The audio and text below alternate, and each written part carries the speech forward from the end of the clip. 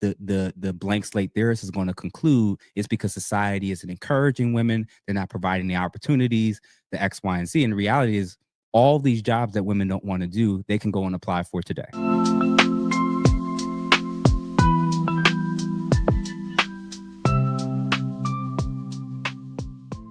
You mentioned we're in a more egalitarian society now.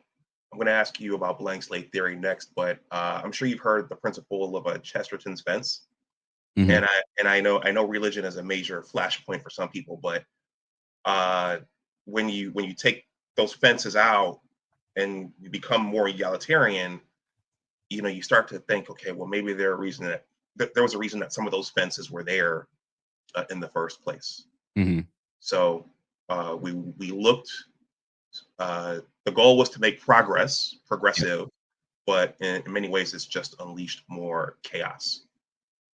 Okay, blank slate theory. Blank slate theory. As a scientist myself, I personally want to ask you about blank slate theory. What is it, and why is it significant? I suspect it's related to altered gender roles. Uh, but for the unfamiliar people, what are the cultural and social changes you have observed that have altered the dating/marriage landscape? But first, before you talk about that, are those related to blank slate theory? And what is blank slate theory?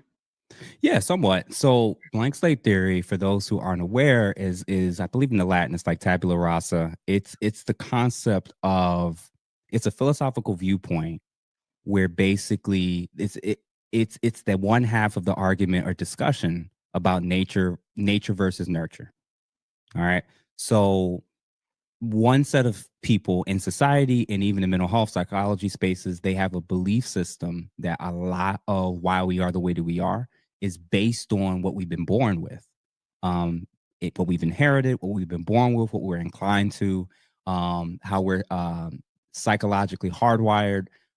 Whereas the opposite end is people who believe, instead of it being more so nature, they see it as more of a nurture issue, that all human beings are basically born with a blank set, like basically a blank slate in terms of values, beliefs, knowledge, desires, urges, motives, etc. And that all of that you're eventually going to adopt and learn is based on culture and environment and what you've been taught or shown. The problem is that the people who lean with that view, when they apply that to the sexes or the genders, there's going to be some inherent problems. So the blank slate theorist is going to believe that in essence, outside of some like bodily external like differences, outside of that, they pretty much see that men and women are basically the same. That's their view.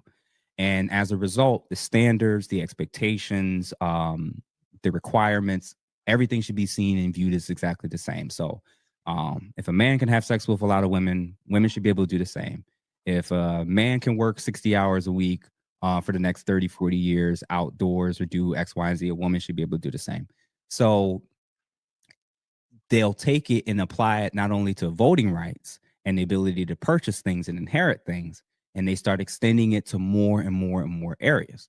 The problem is that there now becomes an expectation that both parties, both sides are supposed to now have the same outcomes and same standards across the board. So if they see distinctions, if they see, oh, in this area, men seem to be kind of dominant, men are dominating that space, men, there's more men in this space versus women in that space, they'll see that as a form of inequality and not choice.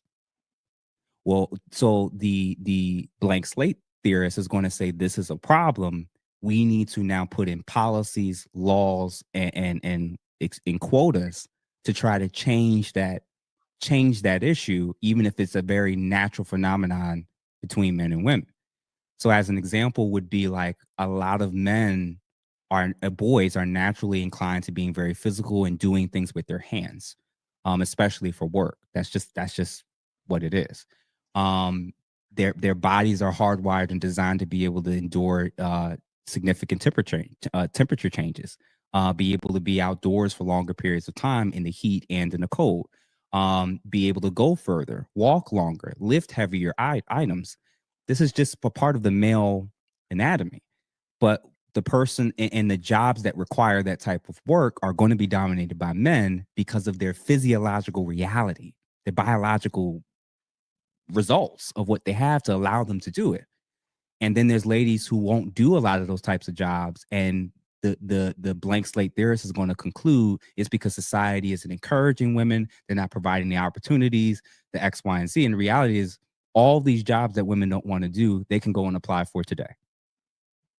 But the part of the reason for why perhaps they're not as interested in doing it, they don't want to do it, is because a lot of them know they'll get tired, they'll be exhausted, it's not even interesting to them, and they end up they'll get more educated than the men and then end up doing many of the same jobs that their mothers and grandmothers were doing 20, 30, 40 years ago. Because I think that there's limits and there's weaknesses to the blank slate theory. And the same is true. They can get pregnant. I can't. So it's a very obvious thing to those who actually look up, what's the flawed strengths and weaknesses of this particular model and view. That's not to say that the baseline of it can't be translated in terms of voting rights and representation and the right to apply for a job and the right to get an education. We all should be allowed to do that. But the execution of it is where there's going to be problems.